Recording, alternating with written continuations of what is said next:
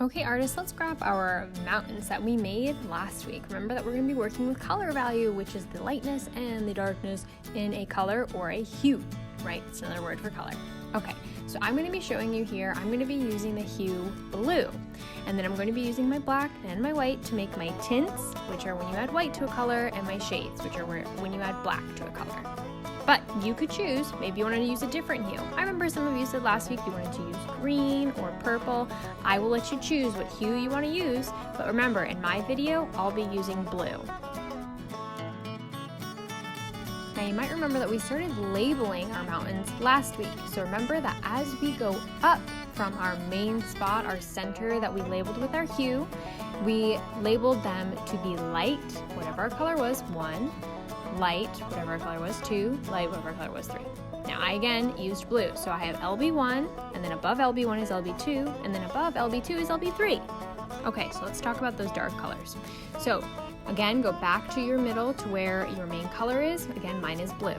I'm gonna go to the spot right below. That's going to be dark, and then it's gonna be blue for me, 1. Yours might say DG1 if you're using green.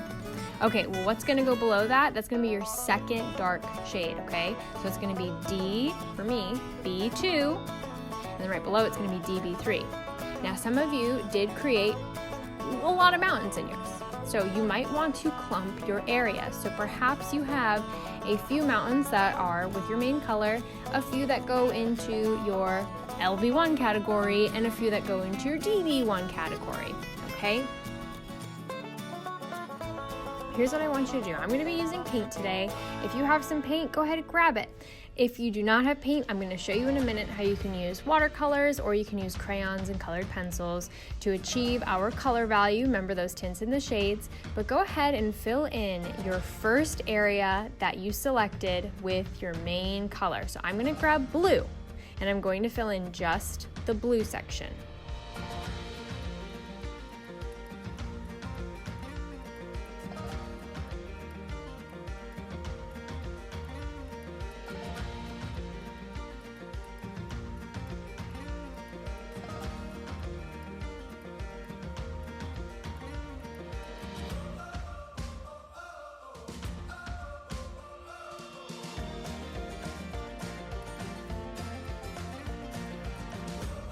Now I'm gonna work with my tints first. So I'm gonna go up to LB1, all right, my first light tint.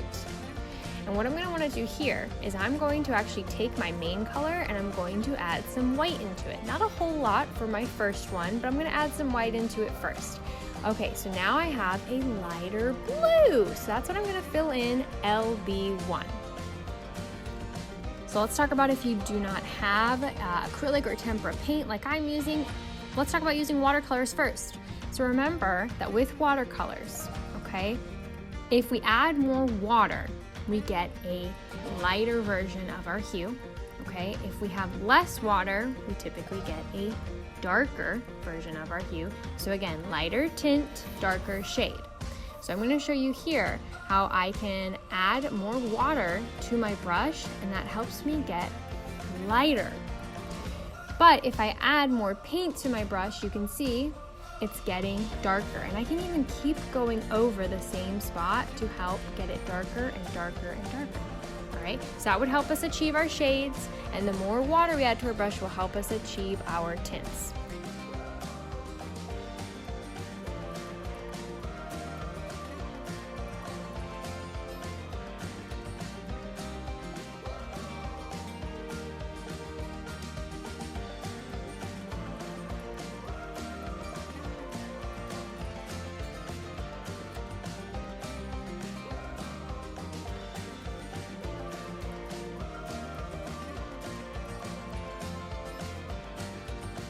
So now let's talk about crayons.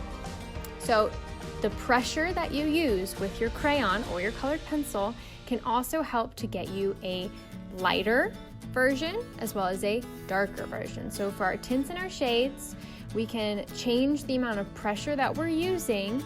All right, that's how much we're pressing down as we're coloring in, and that can help us to get lighter and lighter and lighter or darker, darker, darker. You can also grab a white and a black crayon or colored pencil, and you can always go over your spots, all right? Those tints, go over a little bit with your white crayon, or your shades, go over a little bit with a black crayon. You could also choose, if you have a variety of different colored pencils or crayons, you could grab maybe a light blue and a medium blue and a dark blue that you have. And you could use those to help you with your tints and shades. Now I'm showing you here if I just have one crayon, or if I have maybe two crayons that are close together in a hue, and then I can use my black and my white to get those tints or to get those shades. So those are some options for you, friends.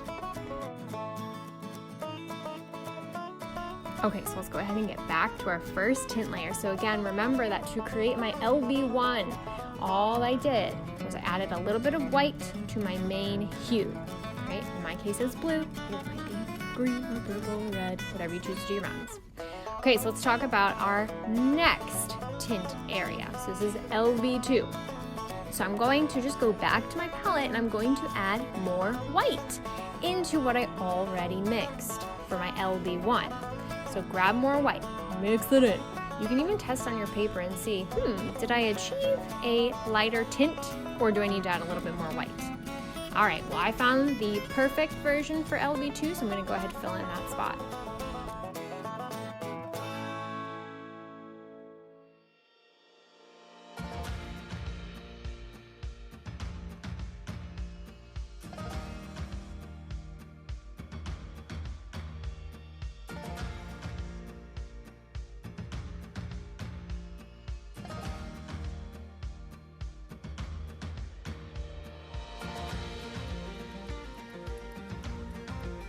Now for LB3, what do you think you're gonna do? That's right, you're gonna go and add more what? To that same exact spot that you just worked with, right? So your LB2, go add more white to it to get your LB3. Now again, maybe you have a ton of mountains that you've been working on your paper. I remember some of us said we had up to 19. Whoa! This is where you might want to go ahead and paint in a few of your mountains, maybe being LB1 and a few of them LB2, and I would say end your last amount of mountains with LB3. You could go up to LB4, but you'd have to use a lot of white, or you'd have to really make sure you have a light pressure. So what I would say is let's stop at LB3.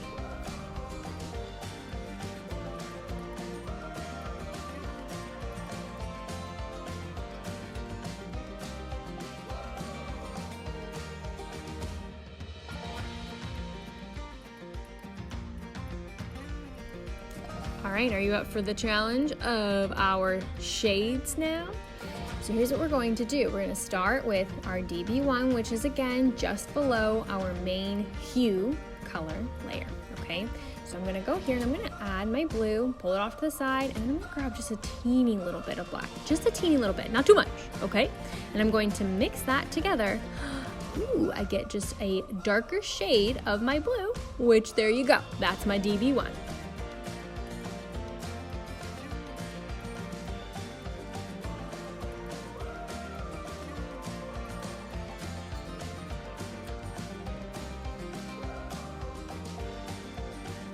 So how am I gonna get DB2, which is just below DB1? That's right, go ahead and add just a little bit more black into what you already mixed for your DB1, okay? And go ahead and fill in your DB2 layer.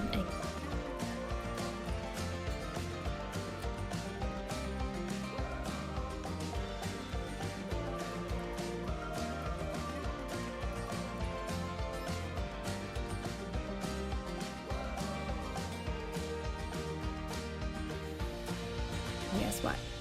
We're gonna do the same thing for DB3, just a little bit more black, mix it in.